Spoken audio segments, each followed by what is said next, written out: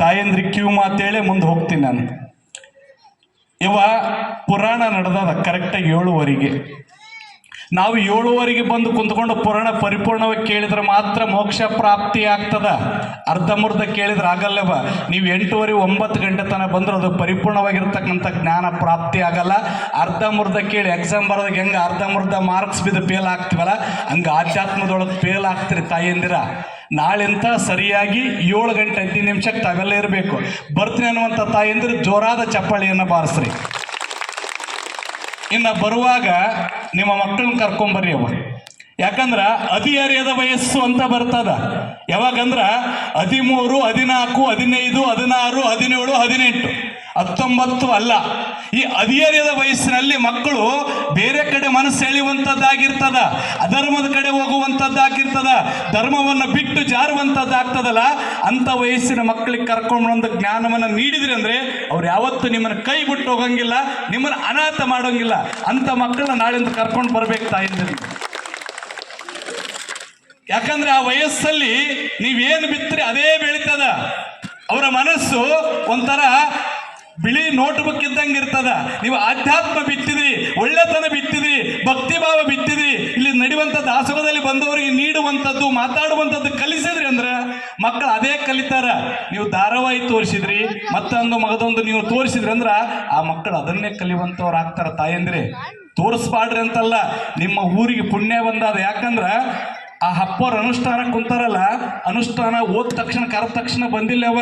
ಈಗ ಗೌಡ್ರು ಆ ಟೀಮ್ ಏನೈತಲ್ಲ 10-15 ವರ್ಷದಿಂದ ನಮ್ಮ ಊರಿಗೆ ಬರ್ರಿ ಬರ್ರಿ ಬರ್ರಿ ಅಂದಾಗ ಈಗ ಟೈಮ್ ಕೊಟ್ಟಾರ. ಅದಕ್ಕೆ ನೀವು ಪುಣ್ಯವಂತರು ಅಂತ ಹೇಳಕತ್ತೀನಿ ನಾನು. ಆಗಲೇ ನಮ್ಮ ಶಾಸ್ತ್ರೀಜಿಯವ್ರು ಹೇಳಿದ್ರು, ಭಾಳ ಪುಣ್ಯ ಮಾಡಿರಿ, ಇಂಥ ಪುಣ್ಯಮಯ ಕಾರ್ಯಕ್ರಮದಲ್ಲಿ ನೀವೆಲ್ಲ ಭಾಗವಹಿಸಿ ಪುಣ್ಯ ಪ್ರಾಪ್ತಿ ಮಾಡಿಕೊಡ್ರಿ. ಬೆಳಗಿಂದಲೇ ಪೂಜೆ ಕೈಂಕರ್ಯಗಳು ನಡೀತೇವ. ಯಾಕಂದ್ರೆ ಒಳ್ಳೆ ಕಾರ್ಯಕ್ರಮ ನಡೆದದ ಬರ್ರಿ ಅಂತ ಹೇಳಿದ್ರು. ಹೌದವ್ವ, ಒಳ್ಳೆ ಕಾರ್ಯಕ್ರಮಕ್ಕೆ ನೀವೆಲ್ಲ ತನುಮಾನದಿಂದ ಸೇವೆ ಸಲ್ಲಿಸಿದ್ರೆ ಮಾತ್ರ ಯಶಸ್ವಿ ಆಗ್ತದ.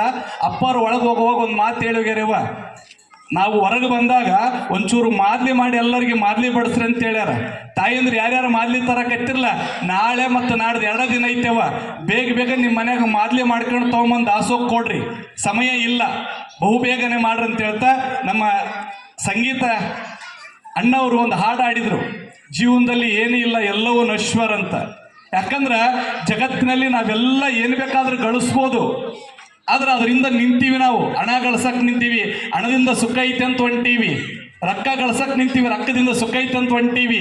ಆಸ್ತಿ ಮಾಡಕ್ಕೆ ನಿಂತೀವಿ, ಆಸ್ತಿಯಿಂದ ಸುಖ ಐತೆ ಅಂತ ಹೊಂಟೀವಿ. ಸುಖ ಎದರಲ್ಲಿ ಆದಂದ್ರ ಆಧ್ಯಾತ್ಮದಲ್ಲಿ ಆದ. ನಾವೆಲ್ಲ ಹೆಂಡತಿಯಲ್ಲಿ ಸುಖ ಐತೆ ಅಂತ ತಿಳ್ಕೊಂಡಿವಿ, ಮಕ್ಕಳಲ್ಲಿ ಸುಖ ಐತೆ ಅಂತ ತಿಳ್ಕೊಂಡಿವಿ. ಒಬ್ರು ಮಹಾತ್ಮರು ಹೇಳ್ತಾರ, ಹೆಂಡತಿಯಲ್ಲಿ ಸುಖವೆಂಬಿರೆಯ ಹೆಂಡತಿಯಲ್ಲಿ ಸುಖವಿಲ್ಲ. ಹೆಂಡತಿಗೆ ಕಂಡದ್ದನ್ನು ತಂದು ಕೊಟ್ಟು ದಿಂಡತನದ ಉಣಬಡಿಸಿರಿ ಓ ಪತಿ ಎತ್ತ ಬಾ ಎನ್ನುವಳು. ಹೆಂಡತಿಗೆ ಸರಿಯಾಗಿ ನೀವು 1 ತಿಂಗಳ ರೇಷನ್ ಸರಿಯಾಗಿ ಎಲ್ಲವನ್ನ ಮಾಡಿದ್ರೆ ಮಾತ್ರ ನನ್ನ ಗಂಡ ಅಂತಾಳ. ನೀವೇನೋ 1 ತಿಂಗಳ ರೇಷನ್ ತಂದು ಕೊಡೋದು ಬಿಡ್ರಿ, ಪ್ಯಾಕ್ ತವ್ರ ಮನೆಗೆ. ಇನ್ನು ಮಕ್ಕಳಲ್ಲಿ ಸುಖವೆಂಬಿರೆಯ ಮಕ್ಕಳಲ್ಲಿ ಸುಖವಿಲ್ಲ. ಮಕ್ಕಳಿಗೆ ಹಾಲು ತುಪ್ಪ ಬೆಣ್ಣೆ ಮುಂತಾದ ನೋಡ್ಬಿಡಿಸಿ ಒಳ್ಳೆ ಸಾಲಿಗೆ ಹಚ್ಚಿರ್ ನಮ್ಮಪ್ಪ ಅಂತಾರ. ಒಂದು ವೇಳೆ ಇಲ್ಲ ಅಂದ್ರೆ ಗತಿ ಏನನೇ ಹೋಗಂತಾರ. ಈ ಬಂಧು ಬಾಂಧವರಲ್ಲಿ ಸುಖವೆಂಬಿರೆ ಈ ಬಂಧು ಬಾಂಧವರಲ್ಲಿ ಸುಖವಿಲ್ಲ. ಈ ಬಂಧು ಬಾಂಧವರಲ್ಲಿ ಅವನ ಅಂತಸ್ತಿಗೆ ತಕ್ಕವನಾಗಿದ್ದರೆ ಮಾತ್ರ ಸಮಾನವಾಗಿರ್ತಕ್ಕಂಥ ಆಸನದಲ್ಲಿ ಕರೆದು ಕುಳ್ಳಿಸಿಕೊಳ್ಳುವರು, ಇಲ್ಲಾಂದ್ರೆ ಕಣ್ಣಿಗೆ ಕಂಡರೆ ಕಣ್ಣದಂತೆ ಹೋಗುವರು. ಈ ಬಂಧು ಬಾಂಧವರಲ್ಲಿ ಸುಖ ಇಲ್ಲ ಅಂದ್ರೆ ಸುಖ ಎಲ್ಲೈತಿ? ಆಧ್ಯಾತ್ಮದಲ್ಲಿ ಐತಿ. ನಾವೆಷ್ಟೇ ಮನೆ ಕಟ್ಟರೆ ಸುಖ ಸಿಗಂಗಿಲ್ಲ. ಮನೆ ಕಟ್ಟಿಸಿದಿ ಮಾಳಿಗೆ ನಿನಗೆ ಹೋಗೋದು ಬಂತಲ್ಲೋ ನಾಳಿಗೆ. ಮನೆ ಮುಂದೆ ನಿಂತೈತಿ ಕಾರು ಮಾರುತಿ, ನಿನ್ನ ಕುಣ್ಯಾಗಿಟ್ಟಾಗ ಮಾಡ್ತಾರಲ್ಲೋ ಆರುತಿ. ಎಷ್ಟು ಗಳಿಸಿದ್ರೆ ಏನೈತಿ, ನೀನು ಇಟ್ಟು ಬರೋ ಜಾಗದ ಒಂದು ಬ್ಯಾರೆ ಐತಿ. ಅಂತ ಜಾಗಕ್ಕಾಗಿ ನಾವು ಆಸ್ತಿ ಅಂತಸ್ತು ಎಲ್ಲೋ ಬಡ್ದಾಡಕತ್ತೀವಿ. ಹೋಗೋದು ಯಾವಾಗೋ ಗೊತ್ತಿಲ್ಲ. ಇಂಥ ಪುಣ್ಯಮಯ ಕಾರ್ಯ ಮತ್ತೆ ಮುಂದಿನ ವರ್ಷ ಮಾಡ್ತಂದ್ರೆ ಸಿಗಂಗಿಲ್ಲ. ಬೆಳಗ್ಗೆ 5 ಗಂಟೆಗೆ ಪುರೋಹಿತರು ಬಂದು ರುದ್ರಾಭಿಷೇಕ, ಏಕರುದ್ರ ಅಂದ್ರೆ 11 ರುದ್ರ, 1 ಚಮಕ, 11 ರುದ್ರ 2ನೇ ಚಮಕ, ಹಿಂಗ ರುದ್ರ ಪಠನೆ ಮಾಡ್ತಾರ. ಆ ರುದ್ರ ಕೇಳಕ್ಕೆ ಬರ್ರಿ, ಪುಣ್ಯ ಪ್ರಾಪ್ತಿ ಆಗ್ತದ. ಅಭಿಷೇಕ ಬರಸ್ರಿ, ನೀವೇ ಸ್ವತಃ ಮುಟ್ಟಿ ರಾಮಲಿಂಗೇಶ್ವರ ಮೇಲೆ ಹಾಲು ಮೊಸರು ತುಪ್ಪ ಬೆಣ್ಣೆ ಎಲ್ಲ ಅಭಿಷೇಕದ ಪದಾರ್ಥಗಳನ್ನ ಹಾಕಿ ನಿಮ್ಮ ಕೈಲೇ ಪೂಜೆ ಮಾಡಿಸ್ತೀವಿ. ಯಾರು ಅಭಿಷೇಕ ಮಾಡ್ಬೇಕಂದಿಲ್ಲ, ನಾಳೆ ನಾಡ್ದು 2 ದಿನ ಟೈಮ್ ಐತೆವ, ಹೆಸರು ಬರ್ಸ್ರಿ. ನಾಳೆ ಅಂತಾನೆ ನೀವು ಅಭಿಷೇಕಕ್ಕೆ ಬರ್ರಿ. ಇನ್ನು ಹೋಮ ರುದ್ರಯಾಗ ಅಂತ ಮಾಡ್ತೀವಿ ಅವ. ಇದು ಎಲ್ಲಿ ಬೇಕಲ್ಲೇ ಮಾಡಕ್ ಆಗಂಗಿಲ್ಲ, ಶಿವನ ದೇವಸ್ಥಾನ ಇದ್ರೆ ಮಾತ್ರ ಮಾಡಬೇಕು. ನಿಮಗೊಂದು ನೆನಪಿರ್ಲಿ, 2016 ಇಸ್ವಿಯೊಳಗ ಮುದುಗಲ್ಲೊಳಗ ಅತಿರುದ್ರ ಮಹಾಯಾಗ ಮಾಡಿದೀವಿ. ಎಲ್ಲಿ? ಇದೇ ಜಾಗದೊಳಗ. ಅವತ್ತು ಹೆಂಗಿತ್ತು ರಾಮಲಿಂಗೇಶ್ವರ, ಇವತ್ತು ಆ ಶಕ್ತಿಯಿಂದ ಹೆಂಗಾಗ್ಯದಂತ ನಿಮಗೆ ಗೊತ್ತಾದ? ಆಗ್ಯದಿಲ್ಲೋ? ಆಗಿತ್ತಂದ್ರೆ ಜೋರಾದ ಚಪ್ಪಾಳೆಯನ್ನು ಬಾರಿಸಿರ್ತಾ ಇದ್ರೆ. ಹಾಗಾಗಿ ಈಗ ರುದ್ರಯಾಗ ಪ್ರಾರಂಭ ಆಗ್ಯದ. ರುದ್ರಯಾಗಕ್ಕಿನ್ನ ಯಾರ್ಯಾರ ಹೆಸರು ಬರೆಸಿಲ್ಲ. ನಾಳೆ ಮತ್ತು ನಾಡ್ದು 2 ದಿನ ಇರ್ತದೇವ. ಇದು ಅತಿರುದ್ರ ಮಹಾಯಾಗ. ರುದ್ರ ಪಟನೆ ಶಿವನ್ ಕಿವಿಗೆ ಬೀಳೋದ್ರಿಂದ ನಮಗೆ ಏನಾದರೂ ಪಾಪ ಮಾಡಿದ್ರ, ಶಿಶು ಹತ್ಯೆ, ಗೋಹತ್ಯೆ, ವೃಕ್ಷಚ್ಛೇದನ ಮಹಾಪಾಪಗಳು ದೂರ ಆಗ್ತಾವಂತ. ನಾವು ಮಾಡಿರ್ತಕ್ಕಂಥ ಪಾಪಗಳೆಲ್ಲವೂ ನಶಿಸಿ ಪುಣ್ಯ ಪ್ರಾಪ್ತಿ ಆಗ್ತದಂತ, ಮಾನವ ಜನ್ಮ ಮೋಕ್ಷಕ್ಕೆ ದಾರಿ ಆಗ್ತದಂತ. ಅಂತ ರುದ್ರಯಾಗ ನಿಮ್ಮ ಊರಾಗ ನಡೆದಾದ. ಅವ್ರನ್ನ ಕರ್ಕೊಂಡು ಹೋಗ್ರ ಕಡೆ ನಡೆದಾದ. ಈ ರುದ್ರಯಾಗಕ್ಕ ತಾವೆಲ್ಲ ಪಾಲ್ಗೊಳ್ರಿ. ಇನ್ನ ನಾಳೆ ವಿಶೇಷ ಏನಂದ್ರ ತ್ರಿದಳಂ ತ್ರಿಗುಣಾಕಾರಂ ತ್ರಿಜಯತ್ರಿಂಚತ್ರಿಯಾಯುಧಂ ತ್ರಿಜನ್ಮ ಪಾಪ ಸಂಹಾರಂ ಏಕ ಬಿಲ್ವಂ ಶಿವಾರ್ಪಣಂ. ಒಂದು ಬಿಲ್ವ ಪತ್ರಿ ಏರಿಸೋದ್ರಿಂದ 3 ಜನ್ಮದಲ್ಲಿ ಮಾಡಿರ್ತಕ್ಕಂಥ ಪಾಪಗಳು ನಶಿಸಿ ಹೋಗ್ತಾವಂತ. ತ್ರಿಜನ್ಮ ಪಾಪ ಸಂಹಾರಂ, ಒಂದು ಬಿಲ್ವಪತ್ರಿ ಶಿವನ ಮೇಲೆ ಏರಿಸೋದ್ರಿಂದ 3 ಜನ್ಮದ ಪಾಪ ಹೋಗ್ತಾವ ಅನ್ನುವಂಥದ್ದು. ಆದ್ರ ನೀವು ನಾಳೆ ಅಂದ್ರೆ ಶನಿವಾರ ದಿವಸ 1,00,000 ಬಿಲ್ಪತ್ರಿ ಏರ್ಸಕತ್ತೀರಿ, ನಿಮ್ಮ ಪಾಪಗಳು ಹೆಂಗ್ ಹೋಗಲ್ಲ? ನಶಿಸಿ ಹೋಗುವಂಥದ್ದು ಆಗ್ತದ.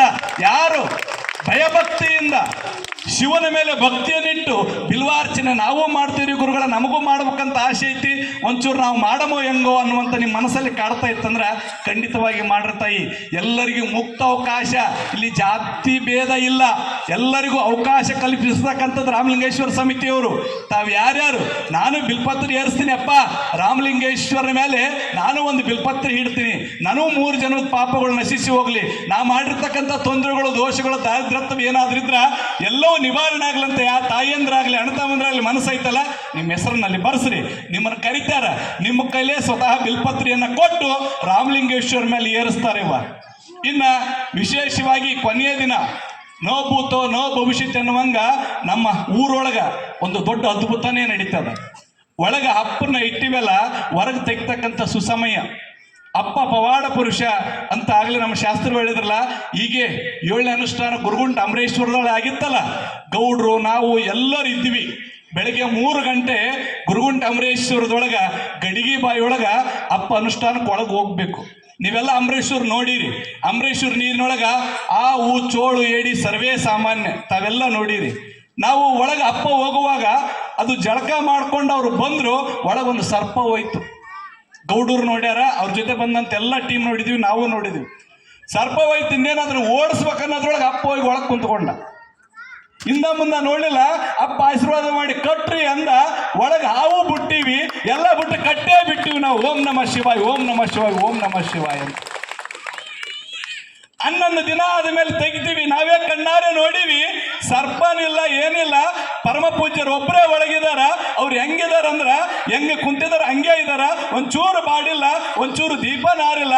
ಅಂತ ಶಕ್ತಿ ಉಳ್ಳಂತ ಪರಮ ಪೂಜ್ಯರು ನಿಮ್ಮ ಊರ ಕುಂತಲ್ಲ, ನಿಮ್ಗೆ ದೊಡ್ಡ ಪುಣ್ಯ ತಾಯಿ.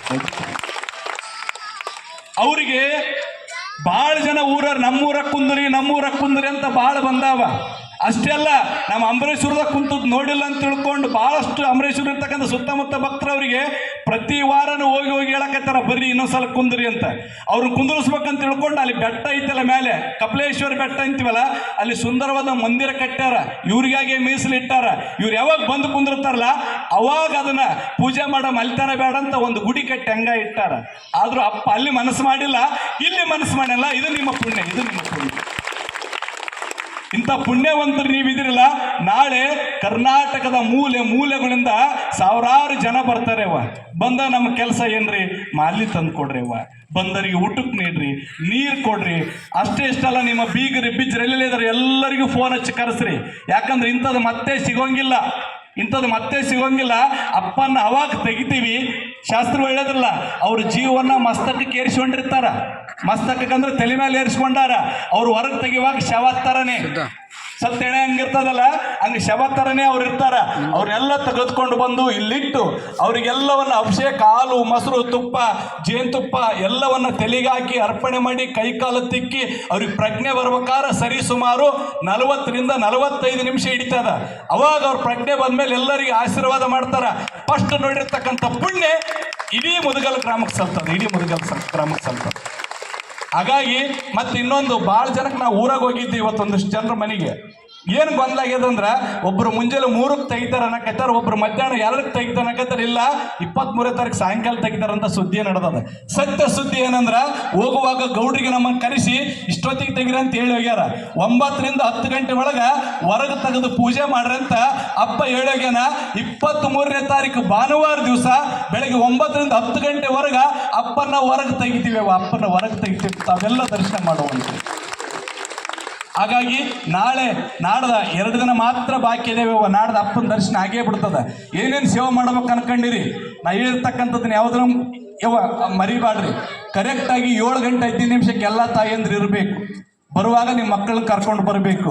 ಎಲ್ಲರೂ 8 ಗಂಟೆ 9 ಗಂಟೆಗೆ ಬಂದ್ರೆ ಪರಿಪೂರ್ಣ ಜ್ಞಾನ ನಿಮ್ಗಾಗಲ್ಲ, ಅಪ್ಪನ ಆಶೀರ್ವಾದನೂ ನಿಮ್ಗಾಗಲ್ಲ. ಅಪ್ಪ ಹೇಳೋಗೇನು ಪುರಾಣ ಹಚ್ರಂತ ಆತ ಹೇಳ್ದಂಗೆ ನಾವು ಹಚ್ಚಿವಿ. ಆ ಪುರಾಣ ನೀವೆಲ್ಲ ಕೇಳಬೇಕು. ನೀವು ಕೇಳಿದ್ರೆ ಮಾತ್ರ ನಿಮಗೆ ಒಳ್ಳೇದಾಗಲಿ ಅಂತ ಅಪ್ಪ ಹೇಳೋಗ್ಯಾನ. ನಿಮಗೆಲ್ಲರಿಗೂ ಮೋಕ್ಷ ಪ್ರಾಪ್ತಿ ಆಗಲಿ, ದಾರಿದ್ರತ್ವ ನಿವಾರಣೆ ಆಗಲಿ. ಯಾಕೆ ನಾವು ಮಠಕ್ಕೆ ಬರಬೇಕು, ಪುರಾಣ ಕೇಳ್ಬೇಕಂದ್ರೆ ಒಂದು ಸಣ್ಣ ಕಥೆ ಹೇಳಿ ನಾನು ಮುಂದೆ ಹೋಗ್ತೀನಿ, ಅಂದ್ರೆ ಗೊತ್ತಾಗ್ತದೆ ನಿಮ್ಗೆ ಜಲ್ದಿ. ಹೀಗೆ ಅಂತೂರ್ ಬೆಂತೂರು ಸ್ವಾಮಿಗಳು ಅಂತೂರ್ ಒಳಗಿರುವಾಗ 4 ಜನ ಹುಡುಗರು ಬಂದು ಕೇಳಿದ್ರಂತ, ಯಪ್ಪ ನಿಮ್ಮ ಮಠಕ್ಕೆ ಯಾಕೆ ಬರ್ಬೇಕು, ನಾವು ನಿಮ್ಮ ದರ್ಶನ ಯಾಕೆ ಮಾಡಬೇಕು, ಅದು ನಮಗೇನು ಫಲ ಅಂತ. ಅವಾಗ ಅಪ್ಪ ಹೊರಗೆ ಹೊಂಟಿದ್ರಂತ. ಬಾ ನಿಮಗೆಲ್ಲ ಹೇಳ್ತೀನಿ ಅಂತ ಮುಂದೆ ಕರ್ಕೊಂಡು ಹೋದ್. ಮುಂದೆ ಕರ್ಕೊಂಡು ಹೋದ ತಕ್ಷಣ ಅಲ್ಲಿ ಒಂದು 6 ಘಟ ಸರ್ಪಗಳು ಒಂದು ಮುಂಗ್ಸಿ ಜೊತೆ ಯುದ್ಧ ಮಾಡಕತ್ತಿದ್ವು ಅಂತ. ಅಂದ್ರೆ 2 ಕಡದಾಡಕತ್ತಿದ್ವು ಅಂತ. 6 ಸರ್ಪ, 1 ಮುಂಗ್ಸಿ. ಅದನ್ನ ರಾಜೋಡೇಶ್ವರ ಶಿವಾಚಾರ್ಯ ತೋರಿಸಿ ಹೇಳಿದ್ರಂತ, ನೋಡ್ರಿ ಈ 6 ಘಟ ಸರ್ಪಗಳು ಮುಂಗ್ಸಿ ಗುದ್ದಾಡಕತ್ತವ, ಇದ್ರಾಗ ಯಾವ್ದು ಗೆಲ್ತದೆ ಹೇಳ್ರಂದಾಗ ಹುಡುಗರಂದ್ವಂತ, ಯಪ್ಪ ಇವು 6 ವಿಷ ತುಂಬಿರ್ತಕ್ಕಂಥ ಘಟ ಸರ್ಪಗಳು. ಅದು ಒಂದು ಸಣ್ಣ ಮುಂಗುಸಿ, ಒಂದು ಮುಂಗ್ಸಿಗೆ ಒಂದು ಹಾವು ಕಡಿದ್ರೆ ಉಳಿಯಂಗಿಲ್ಲ, ಮುಂಗ್ಸಿ ಸತ್ತು ಹೋಗ್ತದಂತ ಅಂದಾಗ ಅಪ್ಪ ನೋಡ್ರಿ ಅದೆಲ್ಲ ಅಂದ್ರಂತ. ಮುಂಗ್ಸಿಗೆ ಹಾವು ಜಗಳ ನಡಿಬೇಕು, ಮುಂಗ್ಸಿ ಹಾವನ್ನು ಕಡಿಬೇಕು, ಮತ್ತೆ ಹೊಡೆ ಹೋಗಿ ಏನೋ ಒಂದು ತಿಂದು ಮತ್ತೆ ವಾಪಸ್ ಬರಬೇಕು, ಮತ್ತೆ ಇವ್ರ ಜೊತೆ ಯುದ್ಧ ಮಾಡಬೇಕು. ಹಿಂಗೆ ಯುದ್ಧ ಮಾಡ್ತಾ 1 ಹಾವು ಸತ್ತೋಯ್ತು, 2 ಹಾವು ಸತ್ತೋಯ್ತು, 3 ಹಾವು ಸತ್ತೋಯ್ತು. ಹಿಂಗೆ 6 ಘಟ ಸರ್ಪಗಳು ಸತ್ತೋದು, ಮುಂಗ್ಸಿ ಹಂಗೆ ಉಳಿತು. ಅವಾಗ ಅಪ್ಪ ಅಂದಂತ, ನೋಡ್ರಿ 6 ಘಟ ಸರ್ಪಗಳು ಸತ್ತೋದು, ಮುಂಗ್ಸಿ ಹಂಗೆ ಉಳಿತು ಅಂದಾಗ ಅಪ್ಪ ಇದೆಲ್ಲ ಹೆಂಗ್ ಅಂದಾಗ ಅವಾಗ ಅಪ್ಪ ಹೇಳಿದಂತ, ಈ 6 ಘಟ ಸರ್ಪಗಳು ಅಂದ್ರೆ ಅರಿಷಡ್ ವರ್ಗಗಳು, ಕಾಮ, ಕ್ರೋಧ, ಲೋಭ, ಮದ, ಮತ್ಸರಗಳು. ಇವು ನಮ್ಮನ್ನ ದಿನನಿತ್ಯ ಕಾಡ್ತಾವು, ದಿನನಿತ್ಯ ಬಾಧಿಸವು. ಯಾವಾಗ ಮಠಕ್ಕೆ ಬಂದು ಗುರುಗಳ ದರ್ಶನ ಮಾಡ್ಕೊಂಡು ಹೋಗ್ತಿರಲ್ಲ, ಅದು ಮೃತ ಸಂಜೀವಿನಿ ಬೇರಿದ್ದಂಗ. ಮುಂಗ್ಸಿ ಮೃತ ಸಂಜೀವಿನಿ ಬೇರೆ ತಿಂದು ಹೊರಕ್ಕೆ ಹೋಗಿತ್ತು.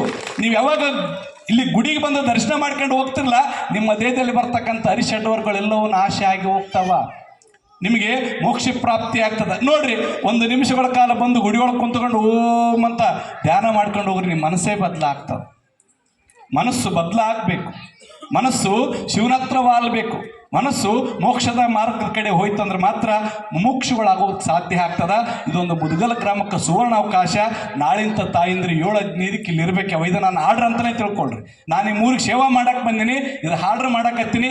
ನಾಳೆ ಎಲ್ಲರೂ 7-15 ಇರ್ಬೇಕು. ಯಾಕಂದ್ರೆ ಪುರಾಣವನ್ನು ಪರಿಪೂರ್ಣವಾಗಿ ಕೇಳಬೇಕು. ಪರಿಪೂರ್ಣವಾಗಿ ಕೇಳಿದ್ರೆ ಮಾತ್ರ ನಿಮ್ಮ ಮೋಕ್ಷ ಸಿಗೋದಕ್ಕೆ ಸಾಧ್ಯ ಆಗ್ತದ. ಇನ್ನೊಂದು ವಿಶೇಷ ಏನಂದ್ರೆ, ಆಗಲೇ ನಮ್ಮ ಗೌಡ್ರಾಯ್ತು ಎಲ್ಲರಾಯ್ತು ಹೇಳಿದ್ರು ಏನಂದ್ರೆ, ದೊಡ್ಡ ಕಾರ್ಯಕ್ರಮ, ಬಹು ದೊಡ್ಡದಾಗಿರ್ತಕ್ಕಂಥದ್ದು, ತನು ಮನಧನದಿಂದ ಸೇವೆಯನ್ನು ಸಮರ್ಪಣೆ ಮಾಡ್ರಿ ಅಂತ. ಆಮೇಲೆ ಬೆಳ್ಳಿ ಹಬ್ಬ ಇದು, 25ನೇ ವರ್ಷ ದಾಸೋಗ. ಒಂದು ವೇಳೆ ಕಲಬುರಗಿ ಶರಣಬಸಪ್ಪ ಏನಾದರೂ ಇವತ್ತು ಜೀವಂತವಾಗಿದ್ನಂದ್ರೆ ಇಲ್ಲಿ ನಡೆಯುವಂಥ ದಾಸೋಗ ನೋಡಿ ಸ್ವತಃ ಇಲ್ಲೇ ಬಂದು ನೆಲೆಸ್ತಿದ್ದ ಮುದಗಲ್ಲಿ ಅಂದ್ರೆ 2 ಮಾತಿಲ್ಲ. ಅಷ್ಟು ಚೆನ್ನಾಗಿ ದಾಸೋಗ. ಒಬ್ರಿಬ್ರಲ್ಲ, ಒಂದು 20-30 ಸಾವಿರ ಜನ ಪಾದಯಾತ್ರೆಗಳು ಹೋದ್ರಲ್ಲ, ಎಲ್ಲರಿಗೂ ಏನು ಚಂದ ಉಣಿಸಿರಿವ, ರೊಟ್ಟಿ, ಬಾನ, ಮಜ್ಜಿಗೆ ಇಂಥದ್ದಂಥದ್ದಲ್ಲ, ಮೃಷ್ಟಾನ್ನ ಭೋಜನ ಉಣಿಸಿರಿ. ನಿಮ್ಮೆಲ್ಲರ ಹೊಟ್ಟೆ ತಣ್ಣಗಿರ್ಲೇವ, ನಿಮ್ಮ ಮಕ್ಕಳಿಗೆ ಮೊಮ್ಮಕ್ಕಳಿಗೆ ಒಳ್ಳೇದಾಗಲಿ, ಆಯುಷ್ಯ ಆರೋಗ್ಯ ವೃದ್ಧಿಯಾಗಲಿ, ದನಕನಕ ವಸ್ತು ವಾಹನಗಳು ಪ್ರಾಪ್ತಿಯಾಗಲಿ, ನಿಮ್ಮ ಭಾಗಕ್ಕೆ ಮಳೆ ಚೆನ್ನಾಗಿ ಆಗಲಿ, ಬೆಳೆ ಚೆನ್ನಾಗಿ ಆಗಲಿ, ಉತ್ತಮವಾಗಿರ್ತಕ್ಕಂಥ ಫಸಲನ್ನು ನೀಡಲಿ ಅಂತ ಅವರೆಲ್ಲ ಹರಿಸಿ ಹೋದ್ರಲ್ಲ, ಇದೇ ನಿಮ್ಮ ದೊಡ್ಡ ಪುಣ್ಯವ, ಇದೇ ನಿಮ್ಮ ದೊಡ್ಡ ಪುಣ್ಯ. ಹಾಗಾಗಿ ನಾಳೆ ದಿವಸ ಬಹುಬೇಗನೆ ಬರಬೇಕು. ಯಾರ್ಯಾರು ಮಾದ್ಲಿ ಮಾಡ್ಕೊಂಡು ಬಂದಿಲ್ಲ ಬಹುಬೇಗನೆ ತಾಯಂದ್ರೆ ಮಾದ್ಲಿ ಮಾಡ್ರಿ. ಅಪ್ಪ ಹೇಳ್ಯಾನ, ಅಪ್ಪನ ಮಾತನ್ನ ತಾವೆಲ್ಲ ನಡೆಸಿಕೊಡ್ರಿ. ಹೆಚ್ಚು ನಿಮ್ಮ ಶಕ್ತಿ ಅಷ್ಟಾದ 10 kg 15 kg 20 kg ತನಕ ಮಾದ್ಲಿ ಮಾಡ್ಕೊಂಡು ತಂದು ಕೊಡ್ರಿ. ಇನ್ನ ಬೆಳ್ಳಿದ ಆಗ್ಲೇ ಅಣ್ಣವ್ರು ಹೇಳಿದ್ರಲ್ಲ, ಬೆಳ್ಳಿ ಗಟ್ಟಿ ಸಿಗ್ತಾವೆ, ಗಟ್ಟಿ ಕೊಡ್ರಿ. ಗಟ್ಟಿ ಕೊಡೋಕ್ಕಾಗಲ್ಲ ಅಂದ್ರೆ ಒಂದು ಬೆಳ್ಳಿಗೆ ಇವತ್ತಿನ ರೇಟ್ ಏನೈತಿ ಅಷ್ಟು ರೊಕ್ಕ ಕೊಡ್ರಿ. ಬೆಳ್ಳಿ ವಿಗ್ರಹ ಅದು ನಿಮ್ಮ ಗ್ರಾಮಕ್ಕೆ ನಿಮ್ಮೂರಿಗೆ ಇರ್ತಕ್ಕಂಥದ್ದು. ಅಷ್ಟು ಚಂದ ಬೆಳ್ಳಿ ವಿಗ್ರಹ ಮಾಡುವಂಥದ್ದು ಆಗ್ತದ. ದಾಸೋಹಕ್ಕೆ ಹೇರಳವಾಗಿರ್ತಕ್ಕಂಥ ಕಾಣಿಕೆ ಕೊಡ್ರಿ. ಯಾಕಂದ್ರೆ ನಾಳೆ ಬರುವಂಥ ಲಕ್ಷ ಜನ ಇಲ್ಲಿ ಉಂಡು ಹೋಗಿ ಅರಿಸಿದ್ರಂದ್ರ ನೀವು ಜನರಿಗೆ ಎಷ್ಟೇ ದುಡ್ಡು ಕೊಡ್ರಿ ಏನೇ ಕೊಡ್ರಿ ಸಮಾಧಾನ ಆಗಲ್ಲ. ಊಟದಿಂದ ಮಾತ್ರ ಸಮಾಧಾನ ಆಗೋದು. ಯಪ್ಪ ಸಂತೃಪ್ತ ಅಂತ ಎಲ್ಲಿ ಅಂತಂದ್ರೆ ಹೊಟ್ಟೆ ತುಂಬ ಊಟ ಮಾಡಿದಾಗ ಅಂತಾನ. ಹಾಗಾಗಿ ಅಂಥ ದಾಸೋಹಿಗಳು ಮುದಗಲ ಗ್ರಾಮದವರು.